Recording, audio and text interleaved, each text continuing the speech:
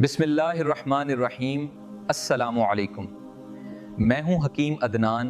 गोभी के फायदे और नुकसानात। फायदे: गोभी में विटामिन सी, के, B6, फाइबर और एंटीऑक्सीडेंट्स होते हैं। हाजमे को बेहतर बनाती है और कब्ज में फायदा देती है। दिल की सेहत के लिए मुफीद है। कैंसर से बचाव में मददगार है। मुदाफ़ियती निज़ाम को मजबूत बनाती है। जिस्म में सोजिश कम करती है, वजन कम करती है क्योंकि कैलोरीज कम और फाइबर ज्यादा होता है।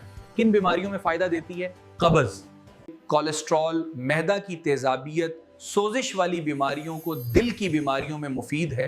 नुकसानात: ज्यादा मिकदार में खाने से गैस या पेट में फुलाव हो सकता है। कुछ लोगों को एलर्जी या थायराइड के मरीजों को ज्यादा इस्तेमाल से परहेज करना चाहिए।